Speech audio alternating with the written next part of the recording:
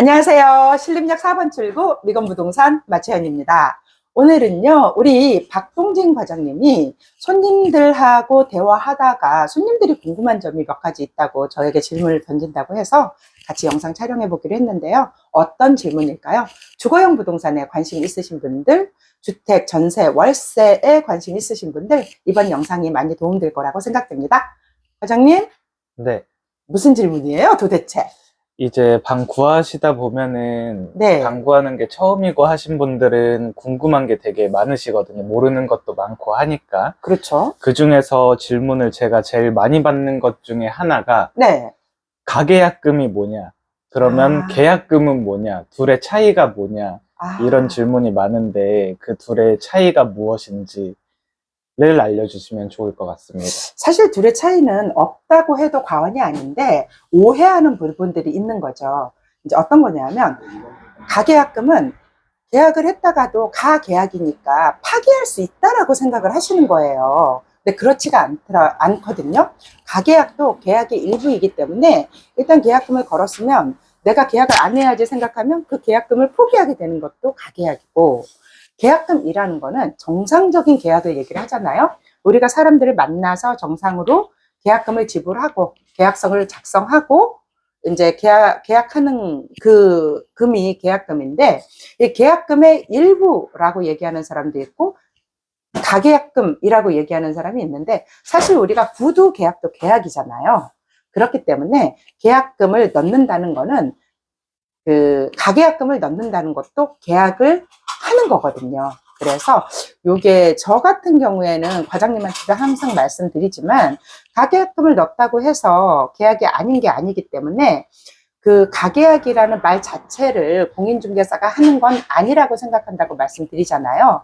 그래서 일반인들도 가계약이나 계약이나 동일하다라고 생각을 해야 되고, 우선은 계약금이라는, 가계약금이든 계약금이든 돈을 낸다라는 건 그 돈을 포기해야 된다라는 거다라는 걸 알았으면 좋겠어요. 그래서 일부 5만 원, 10만 원 내라는 데도 있다면서요.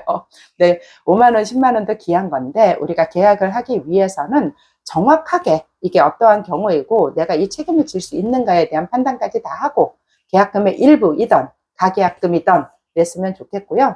가계약도 계약이다. 그렇지만 우리가 고객들한테 안내를 할 때는 늘 계약금의 일부라는 개념으로 해야지 이게 파기를 할 수도 있구나라는 생각을 안 하게 된다라고 말씀드린 것 같습니다.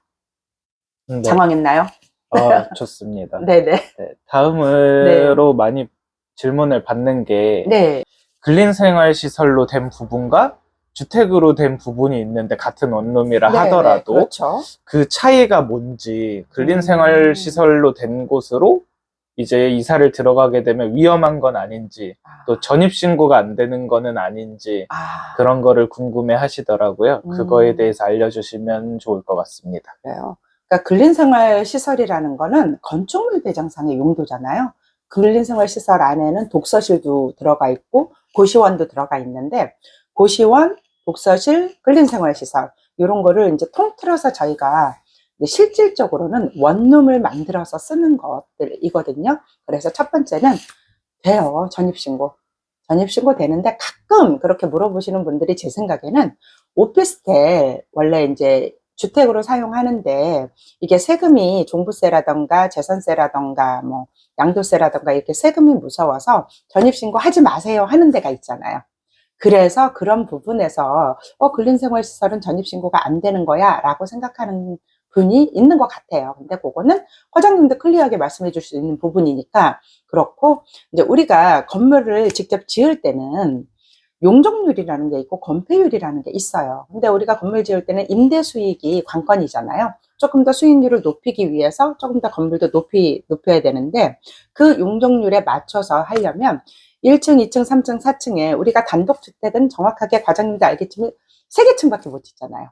그리고 다세대 주택은 4개 층을 지을 수 있는 거잖아요. 그래서 나머지 7층짜리 건물을 다 채우려면 나머지 3개 층은 주차장법도 그렇고 용적률도 그렇고 건폐율도 그렇고 뭐 승강기를 놓고 안 놓고에 따라서도 다르겠지만 근린생활시설이 꼭 들어가야 되는 거예요. 근데 이 근린생활시설을 꼭 상업용으로만 사용하느냐 하면은 임대인이 하나씩 하나씩 고쳐서 원룸으로 만드는 거거든요. 임대인이 인정을 하고 임차인이 수긍해서 계약한 곳에는 우리나라 땅 어디에도 전입신고가 되고, 그러면 우리 그 경매 넘어갔을 때나 이럴 때 보상받을 수 있나요? 이렇게 물어볼 수도 있고, 변제 순위가 되나요? 이렇게 물어볼 수도 있잖아요. 그래서 무서워하는 건데, 최우선 변제금 내에 있는 거는 최우선 변제금 받을 수가 있어요. 집값에, 그러니까 집값의 2분의 1 이내에서. 그래서 그런 부분들은 하나하나 설명해 드리면 잘 이해하지 않을까 싶어요. 우선 전입신고되고 계약력을 갖출 수 있다. 두 가지는 확실합니다. 네, 그러면 이제 마지막 질문인데, 네.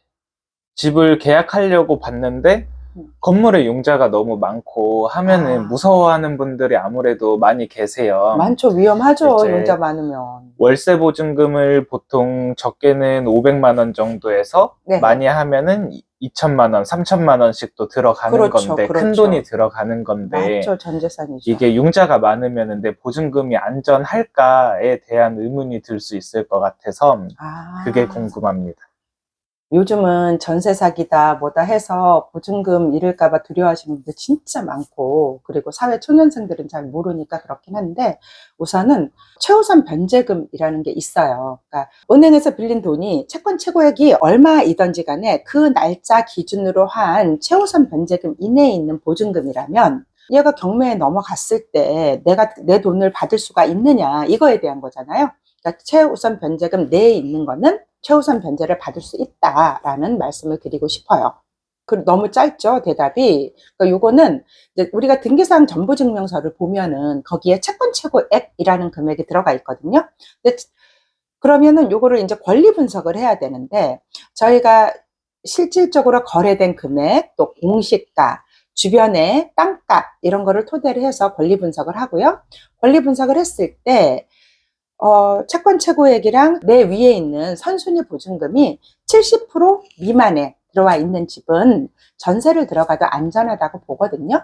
그런데 우리가 생각하는 조건은 안 돼요. 뭐가 안 되죠? 보험 같은 거는 될 가능성이 없을 수가 있어요. 근데 임대차 보호법상에 또 주택 임대사업을 등록한 집 같은 경우에도 최우선 변제금 이내에 있는 거는 구태여 보험 안 들어도 된다. 그리고 보험 그 최우선 변제금이다라는 표시를 해서 우리가 신고하게 돼 있잖아요. 그래서 날짜 기준, 저당권이 설정된 그 날짜 기준에 그 최우선 변제금이 있어요. 지금 기준이 아니라 지금 5,500까지 된다면서요, 내 거 되겠네요, 이게 아니라 그 저당권이 세워져 있는 그 날짜를 기준으로 해서 3,000일 수도 있고 3,500일 수도 있고 뭐 2,700일 수도 있거든요. 그 날짜 기준으로 그 금액 이내라면 걱정 안 하셔도 돼요. 전입신고 직접 사는 거로서 이제 대항력이라는 게 생기니까 그대로 계약하셔도 돼요. 그런데 전세일 경우에는 문제가 달라지잖아요. 최우선 변제금 내에 없는 거, 뭐 1억 5천 미만인 거, 1억 6천 미만인 거는 꼭 확인해서 안전한 집만 계약을 하는 게 중요하죠. 이상입니다. 도움이 됐습니까? 네, 감사합니다. 네, 다음에도 이런 질문 해주실 거죠? 네, 다음에도 질문을 준비해서 오겠습니다. 네네. 오늘은 우리 월세를 얻으려는 젊은 임차인들을 위해서 질문을 준비한 것 같고요. 이 영상 많이 도움이 되셨으면 좋겠습니다. 다음에는 더 좋은 영상을 가지고 찾아올 거고요. 좋아요와 구독하기 부탁드립니다. 감사합니다.